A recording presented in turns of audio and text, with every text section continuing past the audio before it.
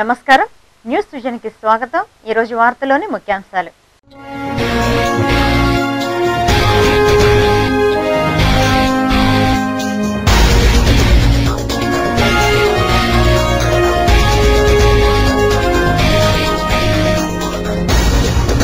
వైభవంగా శ్రీవారి నవరాత్రి బ్రహ్మోత్సవాలు।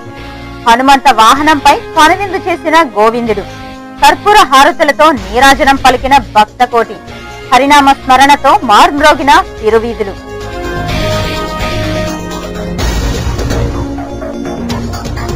అమరవీరులను స్ఫూర్తిగా తీసుకోండి, సమాజ శ్రేయస్సే ధ్యేయంగా పనిచేయండి। పోలీస్ అమరవీరుల సంస్మరణ వారోత్సవాల్లో అర్బన్ ఎస్పీ ప్రభాకర్ రావు పిలుపు।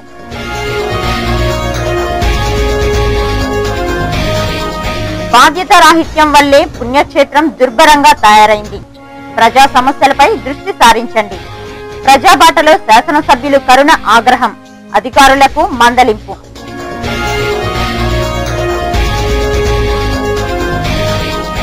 ఆత్మగౌరవం పేరుతో ఉన్మాదుల్లా ప్రవర్తిస్తే సహించేది లేదు। రాజకీయాలు వేరు, చిత్ర పరిశ్రమ వేరు। దాడులు పునరావృతం అయితే చూస్తూ ఊరుకోం। శాంత్ హెచ్చరిక, కేసీఆర్ దిష్టిబొమ్మ దగ్ధం।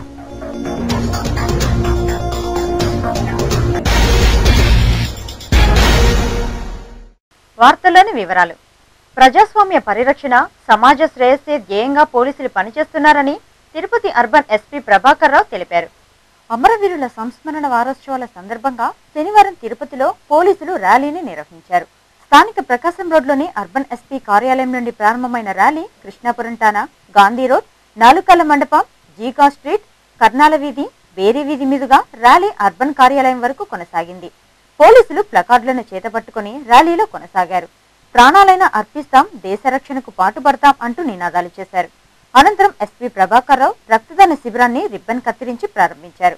ఈ సందర్భంగా ఎస్పీ ప్రభాకర్ రావు మాట్లాడుతూ 1950 అక్టోబర్ 21వ తేదీన చైనా జవాన్లు విధి నిర్వహణలో ఉన్న 12 మంది భారత సిఆర్పిఎఫ్ పోలీసులను కాల్చి చంపడం జరిగిందన్నారు।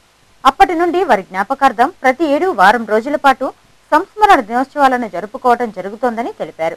కొత్తగా డిపార్ట్మెంట్లో చేరిన యువ పోలీస్ సిబ్బందిలో అమరవీరుల ఆశయ స్ఫూర్తిని నింపేందుకు ఈ సంస్మరణ వారోత్సవాలను నిర్వహిస్తున్నట్లు పేర్కొన్నారు। ఈ కార్యక్రమంలో ఏఎస్పీ, డిఎస్పీలు, సిఐలు, ఎస్ఐలు, సిబ్బంది పాల్గొన్నారు।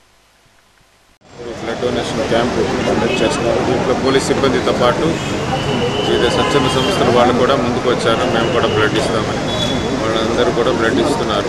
మార్నింగ్ కమెమరేషన్ పెరేడ్ ఉంటుంది పెరేడ్ గ్రౌండ్స్లో। AG Anantapur range Suna madam గారు గెస్ట్గా వస్తారు।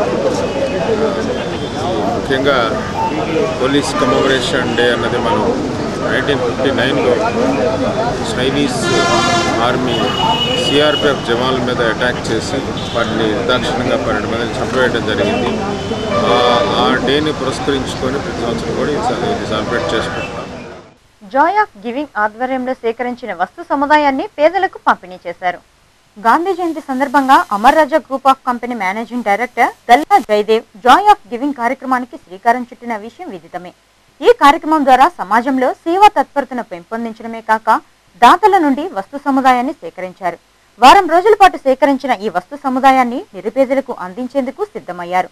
నగరంలోని నిరుపేదల వివరాలను సేకరించి ప్రతి కుటుంబానికి ఆ వస్తువులు అందించే దిశగా చర్యలు చేపట్టారు।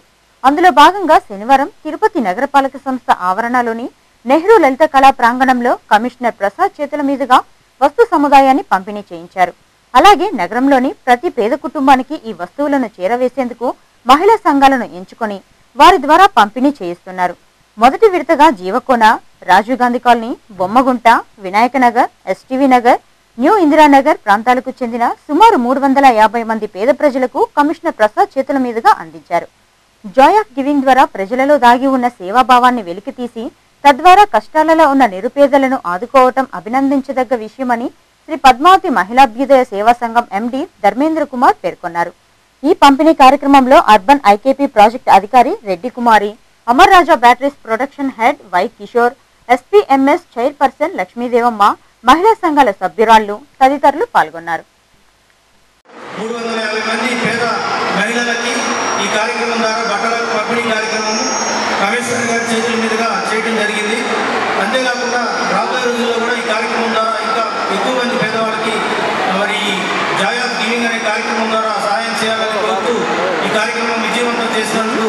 సభ్యులందరికీ, అదేవిధంగా అవకాశం ఇచ్చినటువంటి కమిషనర్ శ్రీ ప్రసాద్ గారికి, అదేవిధంగా రెడ్డి కుమారి మేడం గారికి, పీడీ మేడం లక్ష్మి గారికి కూడా ధన్యవాదాలు తెలియజేస్తున్నాము. విజయదశమిని పురస్కరించుకుని సుబ్బరాజు నాట్య కళా పరిషత్ ఆధ్వర్యంలో షిరిడి సాయిబాబా మహత్యం నాటకాన్ని ప్రదర్శించనున్నామని జయప్రదం చేయాలని ఆ సంస్థ అధ్యక్షులు కోనేటి సుబ్బరాజు కోరారు. శనివారం స్థానిక ప్రెస్ క్లబ్లో ఏర్పాటు చేసిన విలేకరుల సమావేశంలో ఆయన మాట్లాడుతూ, సుబ్బరాజు నాట్య కళా పరిషత్ ఆధ్వర్యంలో ప్రతి నెల ఓ నాటకాన్ని ప్రదర్శించడం ఆనవాయితీ అని, దీనిలో భాగంగా విజయదశమి పర్వదినాన్ని పురస్కరించుకుని ఈ నెల 24వ తారీఖున స్థానిక మహతీ కళాక్షేత్రంలో నాటక ప్రదర్శన ఉంటుందని కళాకారులు, కళాప్రియులు, ప్రజలు పాల్గొని జయప్రదం చేయాలని కోరారు. ఈ విలేకరుల సమావేశంలో ఆ సంస్థ కార్యదర్శి గజేంద్ర, సభ్యులు పాల్గొన్నారు. 24/10/2012 బుధవారం మహతీ కళాక్షేత్రంలో షిరిడి సాయిబాబా మహత్యం భక్తిరస నాటకాన్ని ప్రదర్శిస్తున్నాము. తిరుపతి ప్రజలు, భక్తులు ఈ అవకాశాన్ని వినియోగించుకుని ఎప్పటిలాగే మమ్మల్ని ఆశీర్వదించాల్సిందిగా కోరుకుంటూ, షిరిడి సాయిబాబా మనిషిగా మనలో కలిసిపోయి ఆయన పడిన బాధలు, చూపిన అద్భుతాలు, మహిమలు చూసి అందరూ మానసోల్లాసాన్ని పొంది సాయిబాబా కృపకు పాత్రలు కావాలని సవినయంగా కోరుకుంటున్నాం.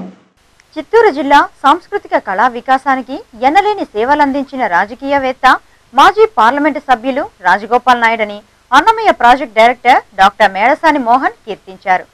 శనివారం స్థానిక ఓ ప్రైవేట్ హోటల్లో ఏర్పాటు చేసిన విలేకరుల సమావేశంలో ఆయన రాజన్న ట్రస్ట్ నిర్వాహకులు రమణ, సురేష్లతో కలిసి మాట్లాడుతూ, మాజీ ఎంపీ మంత్రి గల్లా అరుణకుమారి తండ్రి రాజగోపాల్ నాయుడు 15వ వర్ధంతి వేడుకలను ఘనంగా నిర్వహించనున్నారని చెప్పారు. Amararaja batteries managing director Galla Jayadev ఆధ్వర్యంలో నిర్వహిస్తున్న ఈ వర్ధంతి వేడుకలు అక్టోబర్ 21 ఆదివారం స్థానిక మహతీ కళాక్షేత్రంలో వేడుకగా జరగనున్నాయని తెలిపారు. ఈ వేడుకలకు తమిళనాడు రాష్ట్ర గవర్నర్ కొనిజేటి రోసయ్య ముఖ్య అతిథిగా విచ్చేసి రాజగోపాల్ నాయుడు రచించిన రామానుజని ప్రతిజ్ఞ కురుక్షేత్ర అను రచనలను ఆవిష్కరించనున్నారని పేర్కొన్నారు. ప్రజా సంక్షేమం కోసం పాటుపడిన సామాజిక కార్యకర్త రాజగోపాల్ నాయుడని కొనియాడారు. అంతేకాక జిల్లా సాంస్కృతిక, కళా సాహిత్య రంగాల్లో చైతన్యాన్ని తెచ్చి కళాకారులకు, కవులకు, రచయితలకు వేగుచుక్కగా నిలిచిన క్రాంతిదర్శి ఆయన అని కీర్తించారు. రాజగోపాల్ నాయుడు గారి వర్ధంతి సందర్భంగా మరో 2 పుస్తకాలని తీసుకురావడానికి, వారి సాహిత్యం ద్వారా తమకు అలవడిన ఒక సంస్కారాన్ని తలుచుకుంటూ, కేవలం ఆయన గురించి ఒక రాజకీయపరమైన, సామాజిక పరమైన కార్యక్రమాలతో మాత్రమే ఆగిపోకుండా సాహిత్య కార్యక్రమాలను కూడా చేపట్టాలని, అందులో ప్రథమ దశలో ఆయన సాహిత్యాన్ని అంతా కూడా సేకరించి సంకలనం చేసి అందరి ముందు ఉంచాలని వారు సంకల్పించుకున్నారు. ఆ సంకల్పానికి అనుసారంగానే ఈ సాహిత్య కమిటీ ఒకటి ఏర్పాటైంది. విడుదల చేయబోతున్న 2 పుస్తకాలు, ఒకటి రామానుజుని ప్రతిజ్ఞ, రెండవది కురుక్షేత్రే అనే పరిశోధన గ్రంథం. అనంతరం రాజన్న ట్రస్ట్ నిర్వాహకులు రమణ మాట్లాడుతూ, రాజగోపాల్ నాయుడు సమాజానికి అందించిన సేవలు చిరస్మరణీయమన్నారు. ఆయన పేరుతో ఓ ట్రస్ట్ ను ఏర్పాటు చేసి తద్వారా సామాజిక కార్యక్రమాలను నిర్వహిస్తున్నామని చెప్పారు. సమాజ శ్రేయస్సు కోరి ఆయన రచించిన గ్రంథాలను ప్రజలకు పరిచయం చేయాలనే సంకల్పంతో ఆ గ్రంథాలను ఆదివారం ఆవిష్కరించనున్నామని తెలిపారు. ఇవి సమాజ శ్రేయస్సుకు దోహదపడతాయని ఆయన ఆకాంక్షించారు. ఈ విలేకరుల సమావేశంలో ట్రస్ట్ నిర్వాహకులు గల్లా రాజశేఖర్, నరసింహనాయుడు పాల్గొన్నారు. తరతరాలకు రాజగోపాల్ నాయుడు గారు అందించినటువంటి ఉత్తేజం తప్పకుండా అందరికీ ప్రేరణ కలిగిస్తుందని నేను విశ్వసిస్తూ ఉన్నాను. రాజగోపాల్ నాయుడు గారు రచించినటువంటి ఈ గ్రంథాలన్నింటినీ కూడా మళ్ళీ సాహిత్య ప్రియులందరికీ అందించే ప్రయత్నం చేస్తూ, ఆమె వారి కుమారుడు గల్లా జయదేవ్ గారు, పెద్దలు రామచంద్ర నాయుడు గారు, వారి అనుయాయులంతా కూడా ఒక ఉద్యమ స్ఫూర్తితో బృందంగా ఈ మహత్తర కృషిని కొనసాగిస్తూ ఉన్నారు. శ్రీవారి నవరాత్రి బ్రహ్మోత్సవాల్లో భాగంగా స్వామివారు హనుమంత వాహనంపై ఊరేగుతూ భక్తులకు దర్శన భాగ్యాన్ని కల్పించారు. శనివారం వేకువజామునే స్వామివారిని సుప్రభాత సేవతో మేల్కొలిపి ప్రత్యేక పూజలు నిర్వహించారు. అనంతరం ఆలయంలోని రంగనాయకుల మండపంలో ఉత్సవమూర్తి అయిన మలయప్ప స్వామికి విశేష సమర్పణ గావించారు. ఆ తర్వాత స్వామివారిని వాహన మండపానికి వేయించేపుగా తీసుకొచ్చి వజ్ర వైడూర్యాలతో అలంకరించి పట్టు పీతాంబరాలు, పరిమళ భరితమైన పుష్పాలతో అలంకరింపచేసి హనుమంత వాహనంపై అధిష్ఠింపచేశారు. త్రేతాయుగంలో శ్రీరాముడికి భక్త అగ్రగణ్యుడు హనుమంతుడు.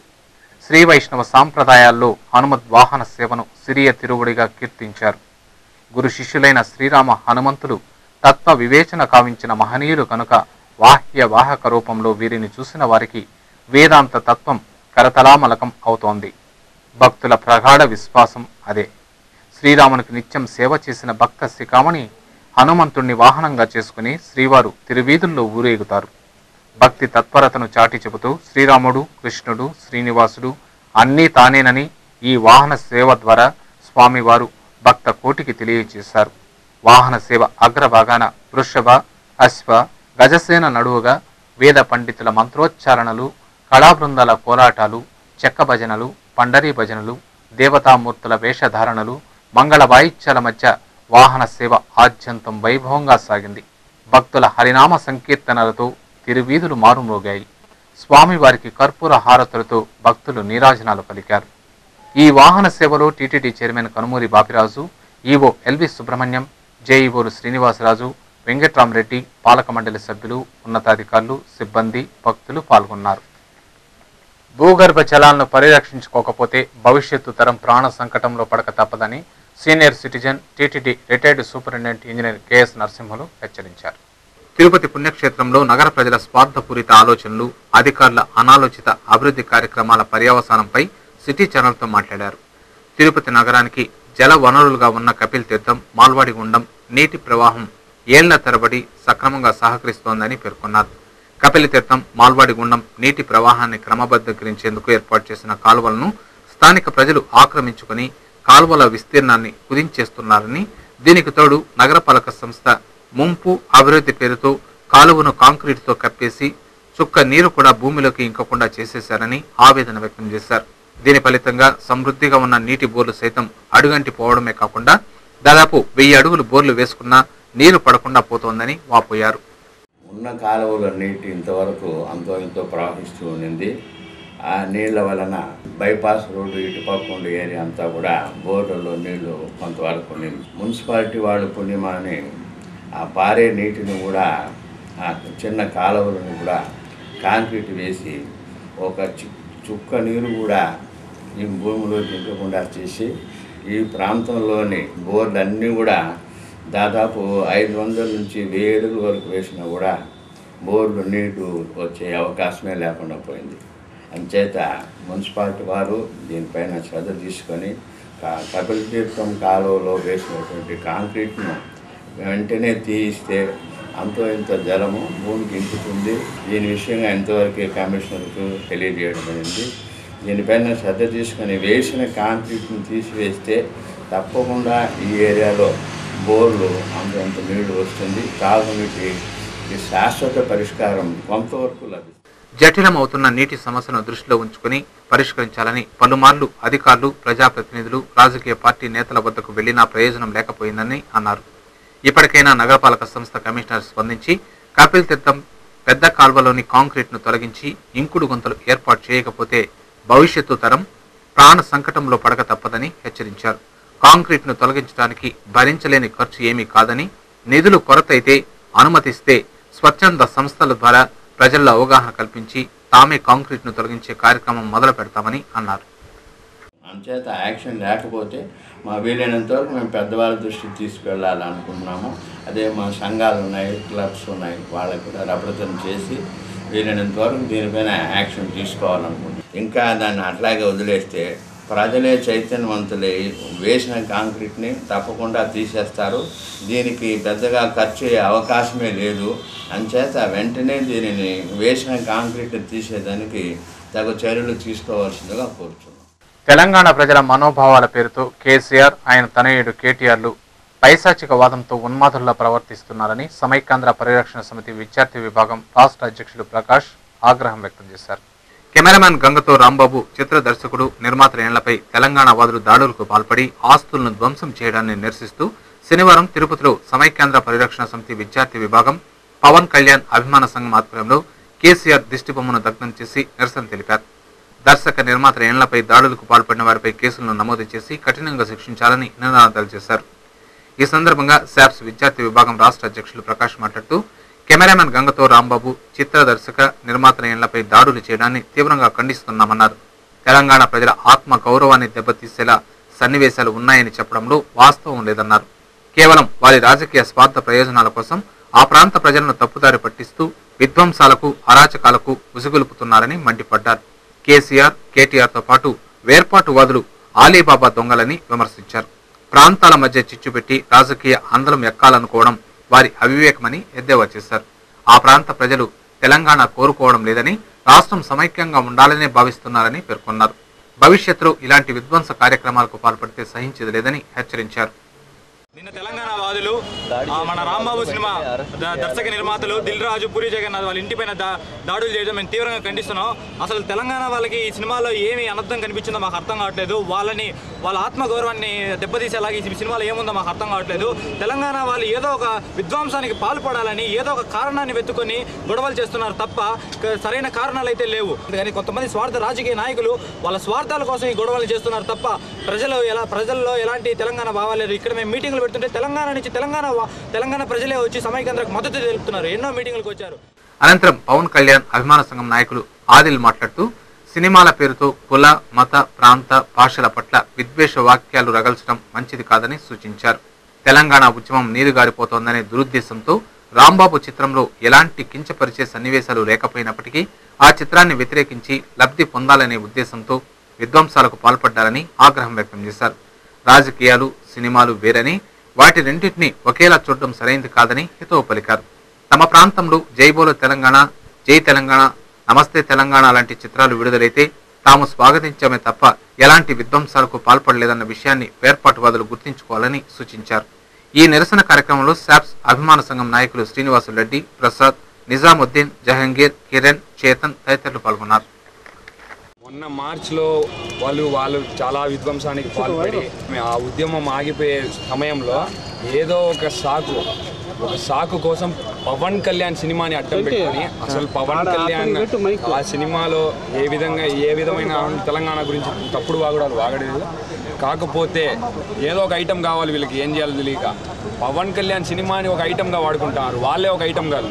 కాబట్టి పవన్ కళ్యాణ్ సినిమాని కానీ, పూరి జగన్నాథ్ ఇంటిపై దాడి, దిల్ రాజు ఇంటిపై దాడి ఈ విధంగా ఏమైనా చేస్తే ఈసారి ఎవరు కానీ ఊరుకునేది లేదు. అధికారుల బాధ్యతారాహిత్యం ప్రజల పాలిట శాపంగా మారుతోందని తిరుపతి శాసనసభ్యులు భూమన కరుణాకర్ రెడ్డి ఆవేదన వ్యక్తం చేశారు. ప్రజాబాట కార్యక్రమంలో భాగంగా ఎమ్మెల్యే కరుణాకర్ రెడ్డి శనివారం స్థానిక ముత్యాలరెడ్డిపల్లి గ్రామ పంచాయతీలోని కృష్ణానగర్, సరస్వతి నగర్లో పర్యటించారు. స్థానికంగా నెలకొని ఉన్న సమస్యలను అక్కడి ప్రజలను అడిగి తెలుసుకున్నారు. తాగేందుకు గుక్కెడు మంచినీరు దొరక్క తీవ్ర ఇబ్బందులు పడుతున్నామని ఎమ్మెల్యేకు ఏకరువు పెట్టారు. అంతేగాక మురుగు కాలువల్లో పెరిగిపోయిన చెత్త వల్ల దోమలు ప్రబలి విష జ్వరాల బారిన పడుతున్నామని ఆయన దృష్టికి తెచ్చారు. స్పందించిన కరుణాకర్ రెడ్డి ప్రజాబాటలో ఉన్న పంచాయతీ అధికారులను నిలదీశారు. పంచాయతీ కార్యదర్శికి ఫోన్ చేసి సమస్యలను వెంటనే పరిష్కరించాలని ఆదేశించారు. అనంతరం ఆయన మీడియాతో మాట్లాడుతూ ప్రజా సమస్యలను పరిష్కరించడంలో అధికారులు నిర్లక్ష్యంగా వ్యవహరించడం వల్లే నగరం సమస్యల వలయంలో చిక్కుకుందన్నారు. జిల్లా కలెక్టర్ నిధులు పుష్కలంగా ఉన్నాయని చెబుతున్నారని, అయితే వాటిని అధికారులు ఎందుకు ఉపయోగించడం లేదని ప్రశ్నించారు. ప్రభుత్వ అధికారులు తమ విధులను బాధ్యతారాహిత్యంగా నిర్వహిస్తున్నారని విమర్శించారు. నగరంలోని వార్డుల్లో పర్యటిస్తే సమస్యలు తెలుస్తాయని, ఆ దిశగా వారు తమ ఉద్యోగ బాధ్యతలను నిర్వహించి ప్రజా సమస్యలను పరిష్కరించాలని ఆయన సూచించారు. ప్రభుత్వంలోనే చలనం లేదని, ఇక అధికారుల్లో చలనం ఏముంటుందని ఎద్దేవా చేశారు. ప్రభుత్వం తక్షణం స్పందించి తిరుపతి ప్రజల దాహార్తిని తీర్చాలని, లేని పక్షంలో ప్రజల ఆగ్రహావేశంతో కాంగ్రెస్ ప్రభుత్వం కొట్టుకుపోక తప్పదని ఎమ్మెల్యే హెచ్చరించారు. ఈ ప్రజాబాట కార్యక్రమంలో వైఎస్ఆర్ కాంగ్రెస్ పార్టీ నాయకులు తిరుమలయ్య, డిష్ చంద్ర, రాజేంద్ర, మోహన్ రెడ్డి, మహిళా నాయకురాళ్లు చిలకం కుసుమకుమారి, పునీతమ్మ తదితరులు పాల్గొన్నారు. వీళ్ళకి సంబంధించినటువంటి ప్రాబ్లమ్స్నే పట్టించుకోలేకపోతే కలెక్టర్ ఇంకే పని చేస్తున్నాడో నాకు అర్థం కావడం లేదు. ఇది చాలా దారుణమైనటువంటి విషయం. ప్రభుత్వం వెంటనే స్పందించాలా, వీళ్ళ నీళ్ల సమస్యను పరిష్కరించవలసినటువంటి అవసరం ఉన్నది.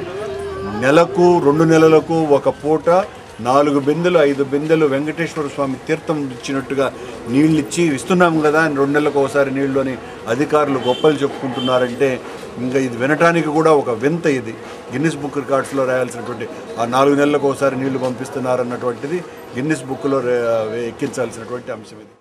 అమరవీరుల స్ఫూర్తితో పోలీస్ శాఖ సమాజానికి రక్షణ కవచంగా నిలుస్తోందని ట్రాఫిక్ డీఎస్పీ శంకర్ పేర్కొన్నారు. సమాజంలో పోలీస్ పాత్ర అనే అంశంపై శనివారం స్థానిక ప్రెస్ క్లబ్లో పాత్రికేయులకు వ్యాసరచన పోటీలను నిర్వహించారు. ట్రాఫిక్ డీఎస్పీ శంకర్ ఆధ్వర్యంలో జరిగిన ఈ పోటీల్లో పలువురు పాత్రికేయులు పాల్గొన్నారు. ఈ సందర్భంగా ట్రాఫిక్ డీఎస్పీ శంకర్ మాట్లాడుతూ అమరవీరుల వారోత్సవాలను పురస్కరించుకుని ఈ వ్యాసరచన పోటీలను నిర్వహించామన్నారు. అక్టోబర్ 15 నుంచి ప్రారంభమైన ఈ పోటీలు 21 వరకు జరుగుతాయని చెప్పారు.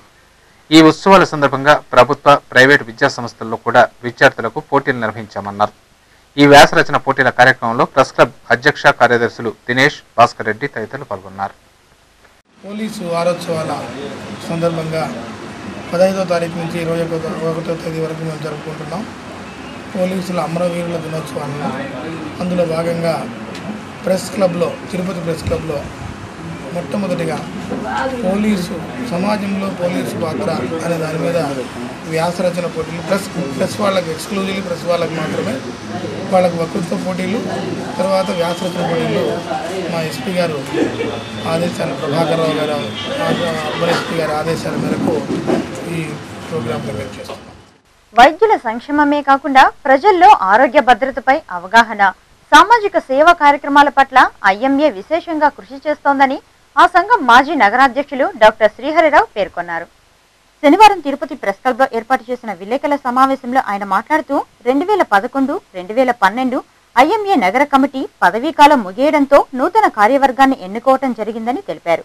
ఆదివారం స్థానిక ప్రైవేటు హోటల్లో నూతన కార్యవర్గ ప్రమాణ స్వీకారోత్సవం, అలాగే పరిచయ కార్యక్రమాన్ని నిర్వహించనున్నామని సభ్యులు హాజరై జయప్రదం చేయాలని కోరారు. ఈ విలేకరుల సమావేశంలో ఐఎంఏ రాష్ట్ర అధ్యక్షులు డాక్టర్ సిపాయి సుబ్రహ్మణ్యం, సభ్యులు పాల్గొన్నారు. ముఖ్యంగా దాంట్లో మెంబర్షిప్ డ్రైవ్, మెంబర్స్ అనేవాళ్ళు ఐఎంఏ మెంబర్స్ మాకు ఇప్పుడు 577 మంది ఉంటే మేము 57 మందిని కొత్తగా చేర్చడం జరిగింది. దాంట్లో నూతనంగా ఈ సంవత్సరం రోజుల్లోనే 57 మంది మెంబర్స్ చేయడం జరిగింది. అదేవిధంగా మేము అంతకుముందు నాకు సుబ్రహ్మణ్యం గారు, నేను మా ప్రెసిడెంట్ సెక్రటరీ ఉన్నప్పుడు బుక్ తీసుకురావడం జరిగింది. ప్రతి నెల న్యూస్ బులెటిన్ వచ్చింది. ఆ తర్వాత కాలంలో అటువంటి బుక్ లేకుండా దాన్ని మళ్ళీ పునరుద్ధరించి ఈ టర్మ్లో ప్రతి నెల నెలకు ఒక బుక్ వస్తున్నా 12 పుస్తకాలని ముద్రించి దానిలో మా ఐఎంఏకి సంబంధించినటువంటి కార్యక్రమాలన్నింటినీ కూడా ప్రచురించడం. ఉన్నత ఆశయాలతో ప్రభుత్వాలు చేపట్టే సంస్కరణలు అధికారుల నిర్లక్ష్యానికి నీరుగారిపోతున్నాయి. ఫలితంగా ప్రజలు తీవ్ర ఇబ్బందులు ఎదుర్కోవాల్సి వస్తోంది. తిరుపతి పాస్పోర్టు సేవా కేంద్రాన్ని మార్చినా అధికారుల విధి నిర్వహణలో మార్పులు లేకపోవటమే ఇందుకు నిదర్శనం. రాయలసీమ జిల్లాలకు సేవలందిస్తున్న పాస్పోర్టు సేవా కేంద్రం పనితీరుపై సిటీ ఛానల్ స్పెషల్ ఫోకస్. రాష్ట్ర ముఖ్యమంత్రి నల్లారి కిరణ్ కుమార్ రెడ్డి సొంత జిల్లాలో పురుడు పోసుకున్న పాస్పోర్టు సేవా కేంద్రం పుణ్య ప్రదేశంలో నిర్మితమై రాయలసీమ జిల్లాల ప్రజలకు సేవలందిస్తున్న సేవా కేంద్రం. ఉన్నత ఆశయాలతో కేంద్ర ప్రభుత్వం చేపట్టిన సంస్కరణలు పాస్పోర్టు సేవా కేంద్రం ఒకటి. అయితే తిరుపతి కేంద్రంగా రాయలసీమ ప్రజలకు అందుబాటులో ఉండి సేవలందిస్తున్న ఈ సేవా కేంద్రంలో అధికారుల నిర్లక్ష్యం దరఖాస్తుదారుల పాలిట శాపంగా మారుతోంది. పారదర్శకంగా సేవలందించాల్సిన అధికారులు తమ కర్తవ్యానికి నీళ్లొదిలి ఇష్టారాజ్యంగా వ్యవహరిస్తుండటంతో నిరక్షరాస్యులైన దరఖాస్తుదారులు తీవ్ర ఇబ్బందులు ఎదుర్కొంటున్నారు. పాస్పోర్టు కేంద్రం వద్ద కనీస సదుపాయాలు కూడా కంటికి కనిపించవు. సుదూర ప్రాంతాల నుంచి వచ్చే ప్రజలు ఎండలో మగ్గాల్సిందే. ఇదిలా ఉంటే ప్రైవేట్ ఆన్లైన్ దుకాణాలు పాస్పోర్టు కేంద్రం ఎదురుగా పుట్టగొడుగుల్లా పుట్టుకొస్తున్నాయి. ఈ షాపులకు ఎవరు అనుమతులిస్తున్నారన్నదే పెద్ద ప్రశ్న. పాస్పోర్ట్ అధికారులేమో ఆ ఆన్లైన్ దుకాణాలకు మాకు ఎలాంటి సంబంధం లేదంటూ తప్పించుకునే ప్రయత్నం చేస్తున్నారు. దరఖాస్తుదారులు చాలా మంది ఈ ఆన్లైన్ దుకాణ యజమానులచే మోసపోతున్నారు. అంతేకాక పాస్పోర్టు అధికారుల చేదిరింపులకు గురవుతూ అన్ని రకాలుగా నష్టపోతున్నారు. ఈ ఆన్లైన్ కేంద్రాలను పాస్పోర్ట్ కేంద్రం ఆధ్వర్యంలో నడిస్తే దరఖాస్తుదారులకు ప్రయోజనకరంగా ఉంటుందని పలువురు అభిప్రాయపడుతున్నారు. అలాగే పాస్పోర్ట్ కోసం దరఖాస్తు ఎలా చేసుకోవాలన్న పలు అంశాలపై సూచిక బోర్డులు ఏర్పాటు చేయాలని ప్రజలు కోరుతున్నారు. లేకుండా ఈ ఎండకి రిపోర్టింగ్ టైం తగ్గించారు. ప్రాపర్ కమ్యూనికేషన్ అనేది షెల్టర్ వేస్తే బాగుంటుంది. ఇక్కడ ఏమైనా అరేంజ్ చేస్తే బాగుంటుంది. సో ప్రాపర్ కమ్యూనికేషన్ ఎవరు ఎప్పుడు రావాలి అని చెప్పడానికి ఎవరు కమ్యూనికేషన్. రాయలసీమ జిల్లాలలో వర్షాభావ పరిస్థితులు ఏర్పడటం, వ్యవసాయం రోజురోజుకు విచ్ఛిన్నం కావడంతో ప్రజలు ఏం చేయాలో దిక్కుతోచక జీవనోపాధి కోసం గల్ఫ్ దేశాలకు వలసపోవటం పరిపాటైపోయింది. వీరికి పాస్పోర్ట్ తప్పనిసరి. ఒకప్పుడు పాస్పోర్ట్ కోసం హైదరాబాద్ కు వెళ్లాల్సిందే. దేశవ్యాప్తంగా హైదరాబాద్ పాస్పోర్టు కార్యాలయానికి ప్రత్యేక గుర్తింపు ఉంది.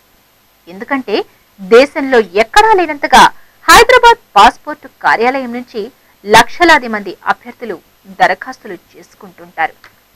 ఇందులో కడప, కర్నూలు, అనంతపురం, చిత్తూరు, నెల్లూరు జిల్లాలకు చెందిన ప్రజలు పాస్పోర్ట్ కోసం హైదరాబాద్లో దరఖాస్తు చేసుకోవటం ప్రత్యేకంగా చెప్పాలి. వీరితో పాటు విదేశాలకెళ్లి చదువుకునే విద్యార్థులకు, వ్యాపారవేత్తలకు, పారిశ్రామికవేత్తలకు ఇలా ఎందరికో పాస్పోర్ట్ తప్పనిసరిగా కావాలి. ఎంతో వ్యయ ప్రయాసలు కూర్చి రాజధానికొచ్చే వీరి కష్ట నష్టాలను దృష్టిలో ఉంచుకుని కేంద్ర ప్రభుత్వం వీరికి పాస్పోర్ట్ను సులభంగా అందించాలన్న సంకల్పంతో పుణ్య ప్రదేశమైన తిరుపతిలో పాస్పోర్ట్ సేవా కేంద్రాన్ని ఏర్పాటు చేసింది. ఉన్నత ఆశయంతో ఏర్పాటు చేసిన పాస్పోర్ట్ సేవా కేంద్రంలో అధికారుల నిర్లక్ష్యం, సిబ్బంది బాధ్యత రాహిత్యం వెరసి ప్రభుత్వ లక్ష్యాలను నీరుగారుస్తున్నాయి. పాస్పోర్టు పొందేందుకు దరఖాస్తు ఎలా చేసుకోవాలో తెలియక నానా తంటాలు పడుతున్నారు ప్రజలు.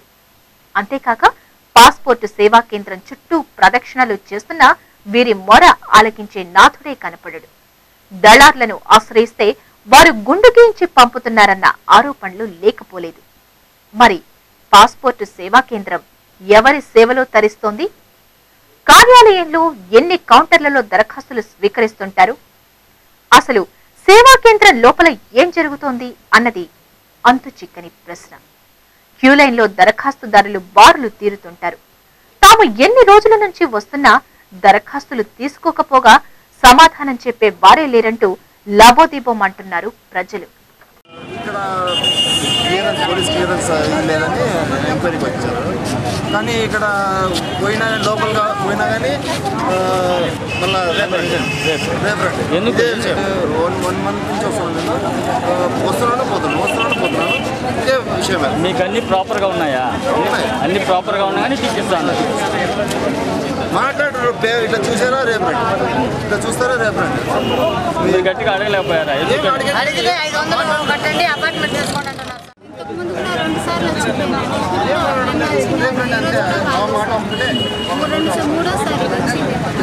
ఏం చెప్తున్నారు ప్రతిసారి వచ్చినప్పుడు?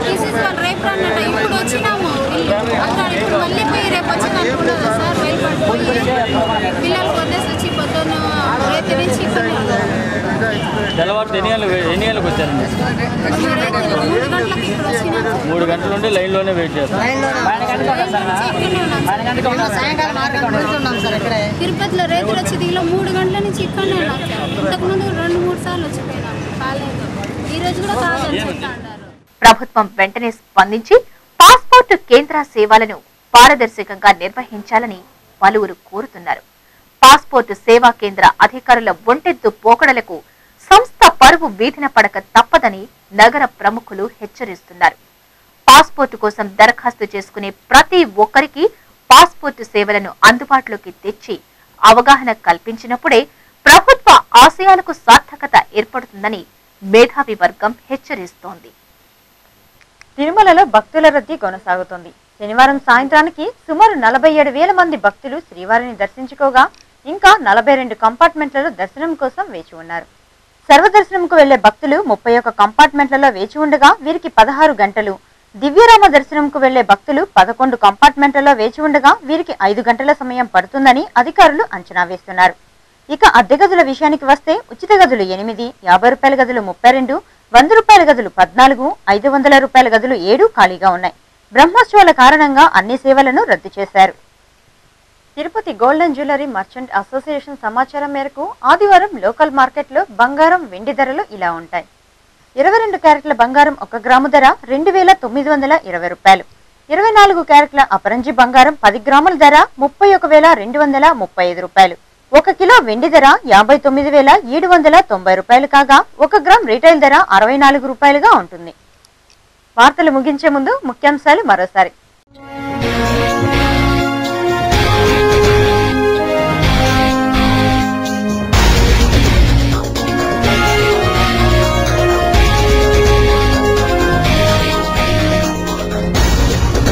వైభవంగా శ్రీవారి నవరాత్రి బ్రహ్మోత్సవాలు. హనుమంత వాహనంపై కనువిందు చేసిన గోవిందుడు. కర్పూర హారతులతో నీరాజనం పలికిన భక్తకోటి. హరినామ స్మరణతో మార్మ్రోగిన తిరువీధులు.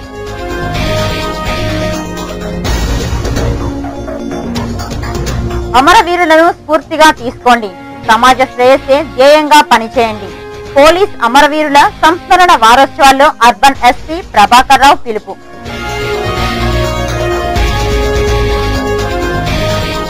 బాధ్యత రాహిత్యం వల్లే పుణ్యక్షేత్రం దుర్భరంగా తయారైంది. ప్రజా సమస్యలపై దృష్టి సారించండి. ప్రజాబాటలో శాసనసభ్యులు కరుణ ఆగ్రహం, అధికారులకు మందలింపు.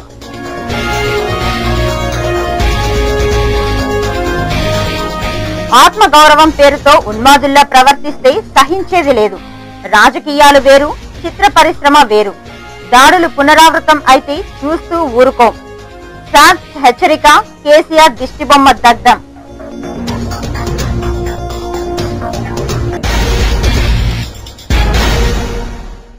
ఈ వార్తలు ఇంతటితో సమాప్తం.